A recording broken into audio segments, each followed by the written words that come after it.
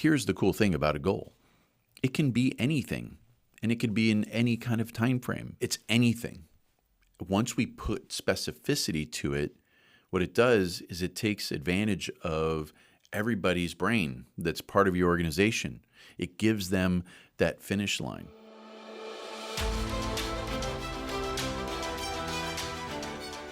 Welcome to another episode of the Physician Growth Accelerator, a show where we break down your private medical practice systems into vitals, give you the tools to diagnose root cause of what may be restricting your growth, and prescribe what to do about it. I'm your host, Zed Williamson, and I believe that everything you and I experience is the perfect outcome of our current system. And I know sometimes I get that sideways look when I say that to people. And some people say, well, there's no such thing as perfection. And what I'm saying is our current system is generating exactly what it should be generating. But if we don't like what that is, then we need to take a step back, take some responsibility, and tweak the system.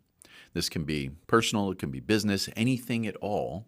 Everything we experience, we should assume or expect to happen based on our current system. And something that happens in businesses, of all types is people set goals. And what I find that in private medical practices, this is kind of a rarity. And I think there's a couple things that make this true. Sometimes there is the lack of desire to put a revenue goal. There's difficulty in tracking. And so just the idea of numbers generally don't get measured as well as they could. And then that turns into no goals for the practice. But here's the thing about humans. Humans like to know what path we are on, and we like to know where the finish line is. And this is all humans. Even if someone tells you they're not interested in that, it actually helps their brain. If you think about the design of our brain, if we go back thousands and thousands of years, it really has this one thing it has to do, and it's keep us alive. And it does so by using bias and heuristics to make automatic decisions that put us in favor of survival. Today, it's a lot easier to live, and our brain can kind of over-respond to things that it's going to assume are life-threatening. And that happens even more when we are not focused on a specific outcome. So if you imagine two humans, exact same person. One person is given this instruction, like, hey, follow this path, and in about 4 miles is a finish line, and I want you to get there as fast as you can. Think of what that person does. It doesn't matter what physical shape they're in. They're going to do that instruction, and they're going to get there as fast as they can. And then if you went to the other human and you said, hey, meander around a little bit, and you give them nothing, think of the two mindsets between those two people. The exact same person, where they are they using their energy? And that's what happens in private medical practices when we don't have goals. Now, here's the cool thing about a goal. It can be anything, and it could be in any kind of time frame. My suggestion is that you have a goal for the end of the year, something that can be tracked now, counted, shared with the team. But it's also important to have monthly and quarterly goals. And these can be things that are specific to your operation. It can be something like, let's get to 0 unanswered patient messages by 2:30 p.m. Let's have a front office wait time of less than 7 minutes. It's anything.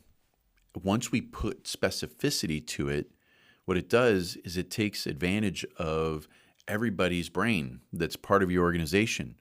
It gives them that finish line, and then you can work with them to create the path. So I think what happens many times in private medical practices is it's important to set a goal, but you don't know how to do that for revenue or something else. And maybe it's uncomfortable to share certain things with team members. And so what happens is it just gets dropped. But what would you love to be true about the operation of your practice. If you could just, close your eyes if you're not driving and just imagine 3 months from now, something is true about your business that is not true today. What is it? What are you witnessing? Is it something with patient engagement? Is it something with some other kind of measurement? Is it no-show rate? Is it cancellation rate? Is it that you want to do more of a certain type of treatment, so you need a certain type of patient? Do you want more or less referrals? What is the thing that you can speak as this is what I want to be true? Is it something simple like no one's ever late? Anything at all, so that you can set a goal and discuss it with your team, because wherever you put the finish line, that is where they will go. But if we don't have a finish line, they're going to just meander about. And here's what's interesting.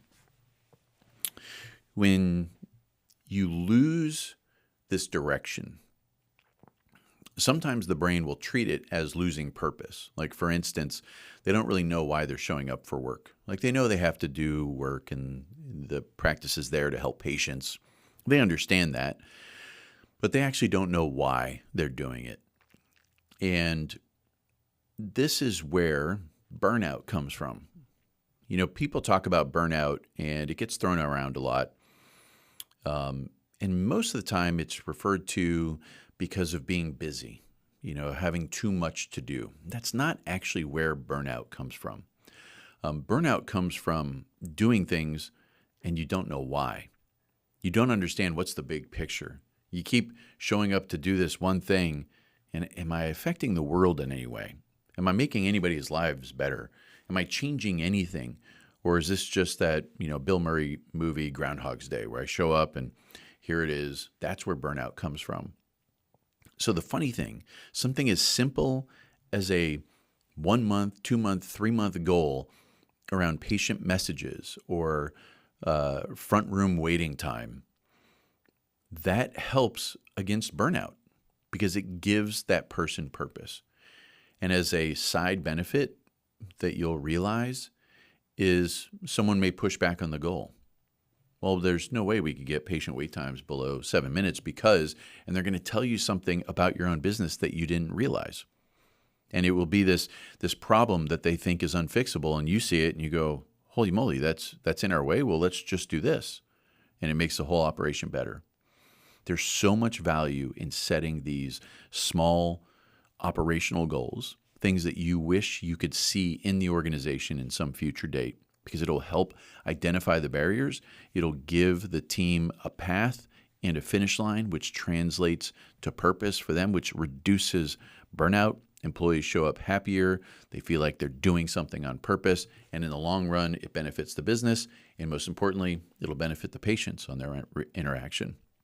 If you ever want to talk about these topics at a deeper level, please feel free to reach out to the Physician Growth Accelerator and visit physiciangrowthaccelerator.com. There you can find a lot of resources. We've put so much material in there for you to learn different ways to grow the health of your business. And one of my favorite things about the website is the vitals. You to be able to go through and check your own business symptoms to see where there may be pinch points in your business that is restricting your growth. And with that, we'll see you next time on the Physician Growth Accelerator.